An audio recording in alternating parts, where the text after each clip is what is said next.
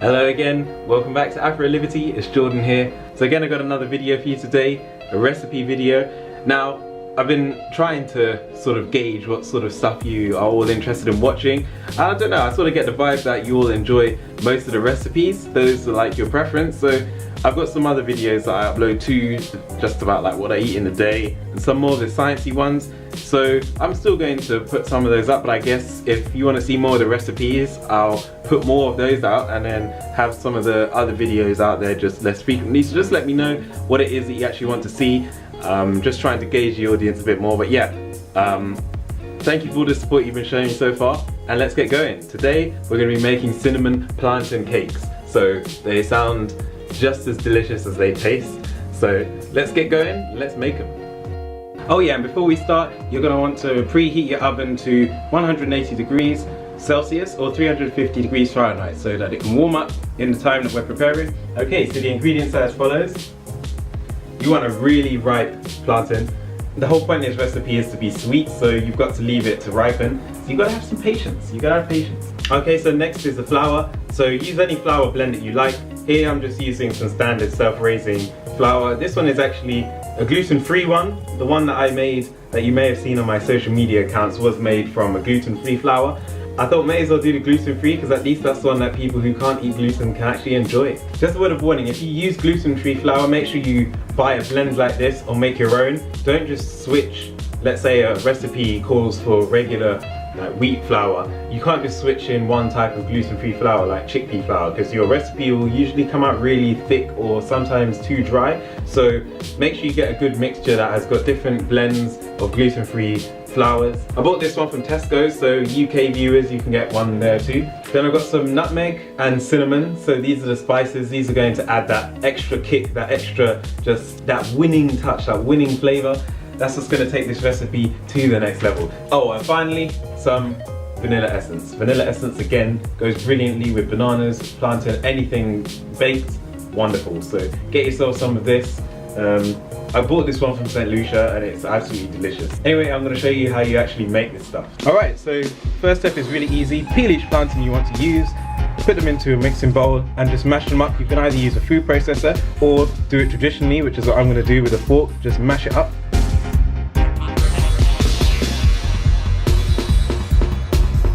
Alright, so these are all mashed up now. So this is the consistency you're aiming for. Just a thick, sort of, kind of gloopy mixture really. So you want that all mashed together, you don't want any real hard lumps in there. There we are.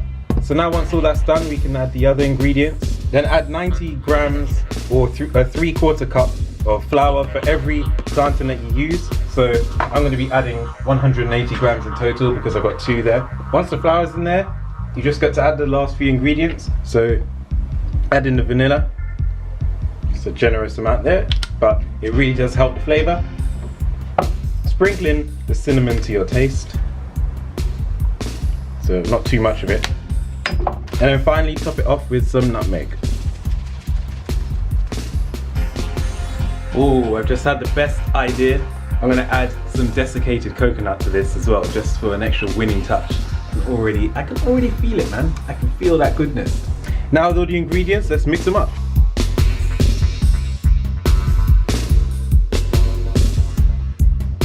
Alright, when it's all mixed, it should look like this with a consistency like that.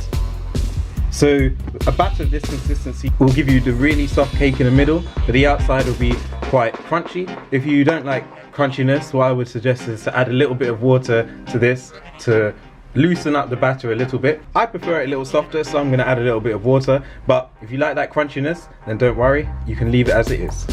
Alright, when the batter's all done, you want to share out your cakes in the size that you want them to be. So you can either do this by hand or with a spoon.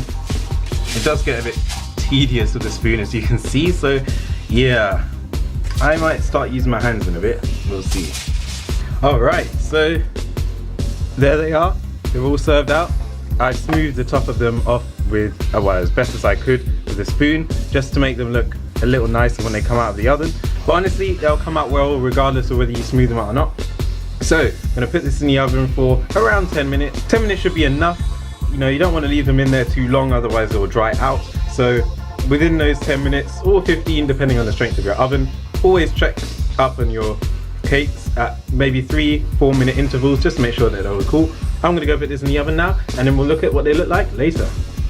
Okay, so here they are.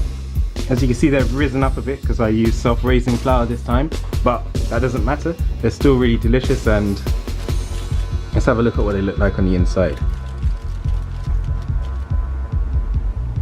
Wow, lovely and fluffy, just as you want it, and they taste great too. Those are the cinnamon and nutmeg plantain cakes there. They're really delicious. Feel free to remix the recipe how you like. It has a mild sweetness and it's nice enough for me, but if that's not enough for you, you can add your own. Of course, I'd recommend trying to find alternatives to granulated table sugar because it's just not nutritious, it's not really that good. Don't use artificial sweeteners either, they're even worse. So opt for natural sources, opt for natural sweeteners if you can. If you want them to come out a little less puffy, don't use self-raising flour, just use regular flour. If you like them to be a bit smoother as well, add a little bit of water to avoid the outside becoming too crunchy. But it's up to you. Play the recipe how you like. Let me know how you found it. Let me know if you tried it in the comments. That's another one from me. Again, blessings, love. Thank you so much for the support, and I'll see you in the next video. Bless up.